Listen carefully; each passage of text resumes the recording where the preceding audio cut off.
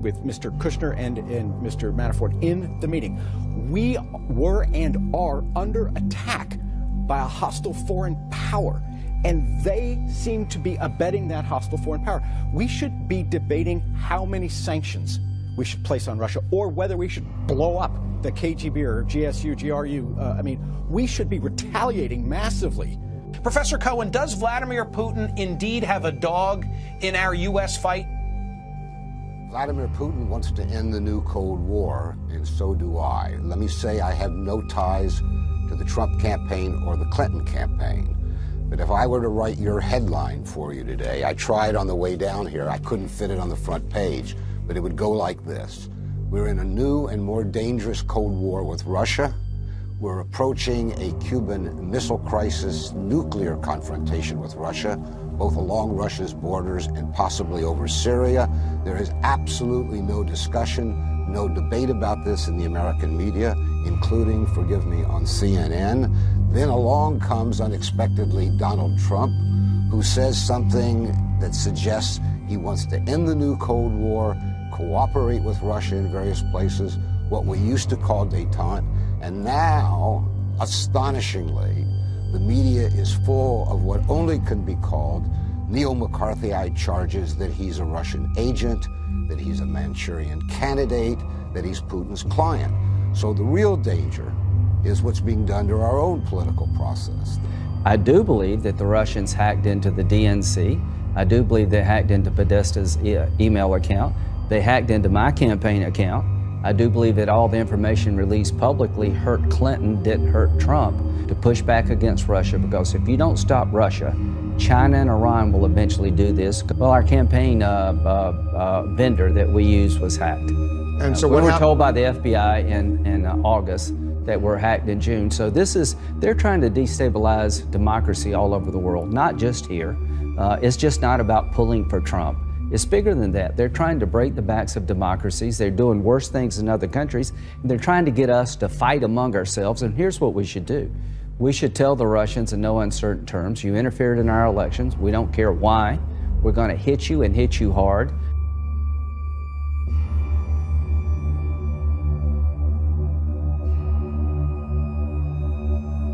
The bottom line on nuclear weapons is that when the president gives the order, it must be followed. There's about 4 minutes between the order being given and the people responsible for launching nuclear weapons to do so. As president, I will make it clear that the United States will treat cyber attacks just like any other attack. We will be ready with serious political, economic, and military responses. They're voting for peace on planet Earth if they vote for Trump.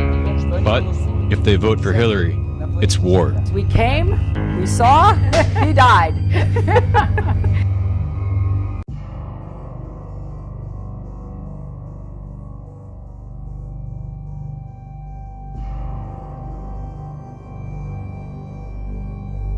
And continuing bad news for CNN. After a week of undercover videos being released and accusations of the media giant blackmailing a Reddit user, now CNN is being linked to the al-Qaeda faction al-Nusra Front in Syria.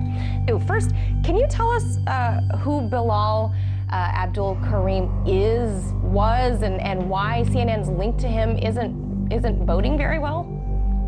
Well, I don't know if it's boding well or not. CNN intends to completely overlook this story, and it kind of sounds like a wild-eyed conspiracy. CNN linked to Al-Qaeda. But the fact is that CNN, for its Undercover in Syria special, hired and contracted the services of Bilal Abdul Karim, who is the only American living in Al-Qaeda-controlled territory that I know of.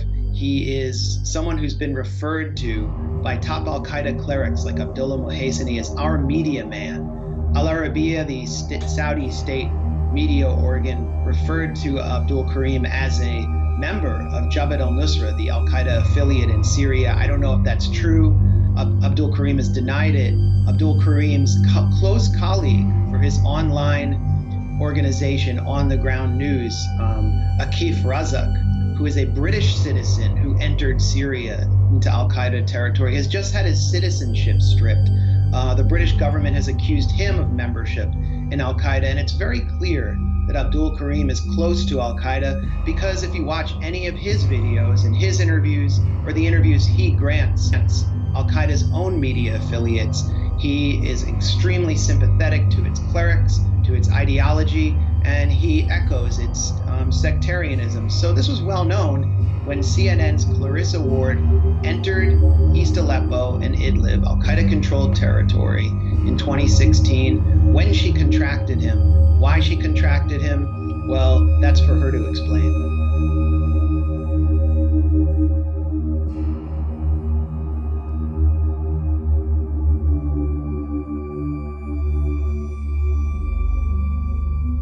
I want to get to Paul Verkaman now in Los Angeles tonight. Paul, what's happening there? Well, Don, the march that started from City Hall is now winding through the streets of Los Angeles. At least 1,000 people are involved. And earlier, they brought out a huge papier-mâché Trump head. The Trump pinata had been sort of popular throughout California as many people were taking their frustrations out on these Trump pinatas, and they set it on fire. And now you can hear people chanting behind me, singing, all we're saying is give peace a chance. Many Californians, Don, that did not vote for Donald Trump sort of feel that this was not their choice, and now they're stuck with it. And a whole lot of people at this protest, many Latino, are saying they now fear that relatives could be deported. Here's Lily. Lily, your sign tonight says...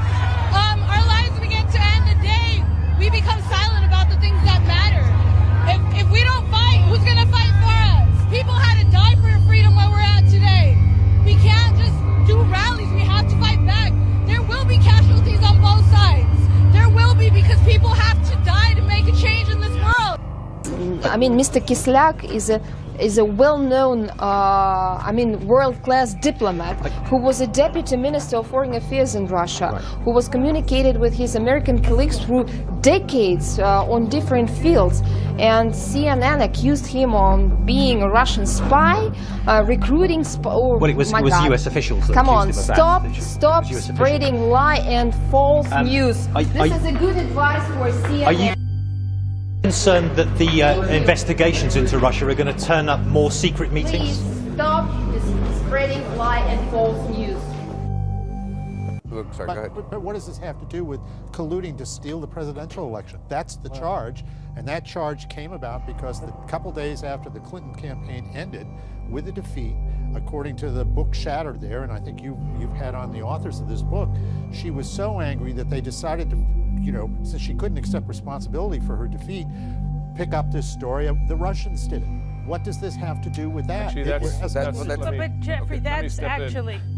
Let me step in just, Jeffrey. October 7th, 2016 is when the intelligence community released their statement 1 month and a day before Election Day, so long before we knew who the winner was going to be, blaming Russia, the highest levels of the Russian government with high confidence for interfering in the election. So that assessment had nothing to do with the results of the election. Because, Jeffrey, you were just saying that it was Hillary Clinton who motivated this after she lost, but he's just pointing out the FBI this happened long before. The FBI investigation. I'm saying where Jeffrey, is the evidence that this turned the election? There is none. But it doesn't matter. But hang on. No, it doesn't matter in my opinion. Everything you need to know. He's not even a member of the administration. I mean, this is the shocking thing. That, again, the amount of time you spend in desperation on a topic that has plummeted you to 13th place in viewership ranking across America. I mean, more people watch Nick at Night cartoons than CNN today. Our ratings are doing just fine. I mean, if you want to go there, our ratings are doing just fine. But what ratings represent is that people are interested in this. And our ratings reflect that Americans are interested in this. Look, I'm sure people are interested in cartoons more than people CNN. are interested. It's laughable. Your Chiron talked about a crisis. Your reporter talked about a bunker mentality. I actually work in the West Wing. I work in the White House. It is absolutely nothing of the kind. We are pushing the Make America Great Again agenda. The president is a steam locomotive that will not be stopped.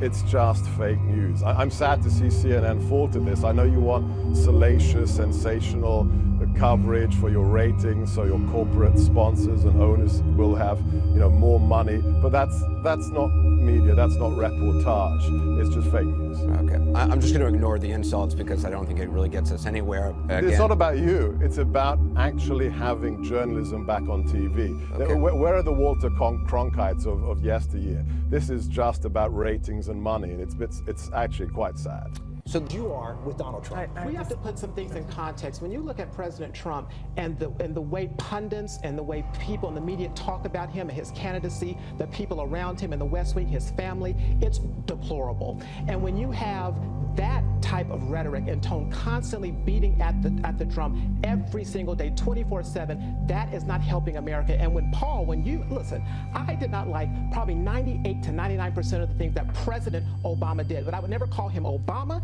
and I would never call him a moral midget or a needy little baby, even if I thought the two things were true about him. So as you sit here with your platform and attack the president with these horrible sayings about him personally, and then say, well, Mr. President or Trump, you are doing the same thing, you have to have some type of honesty about how you're talking about honesty, the president and how you are talking and how you want him to talk about other people. We owe this president a little bit more respect in how we talk about him, because there's a lot of Americans out there who are suffering and who want to believe in him. And when we belittle him and belittle everything about him and his family, his children, his staff, I'm not talking about you, but it's the tone that you set and other people that come on this network and do this. That's the problem. And that's why he attacked the media. You respect the office, not the man.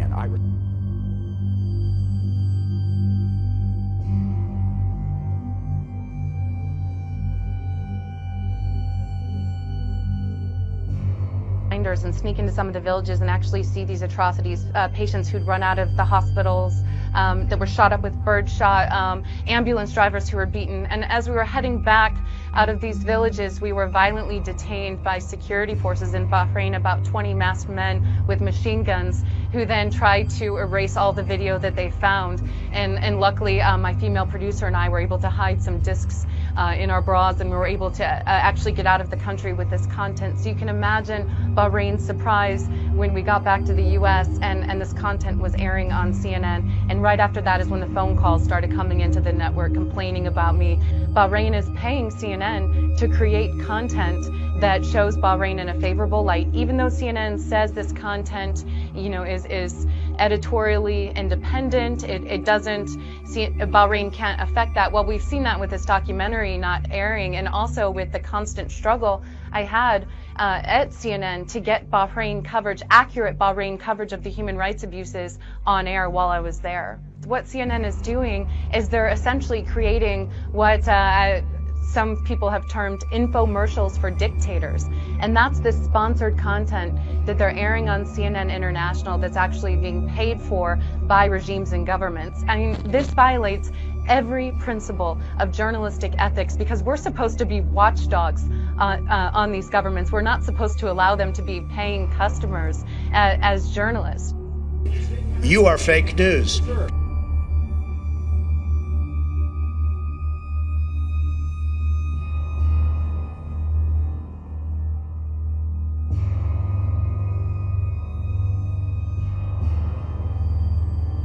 To gain the most from their relationship. And before you answer that, let's just listen into the French national anthem for just a moment.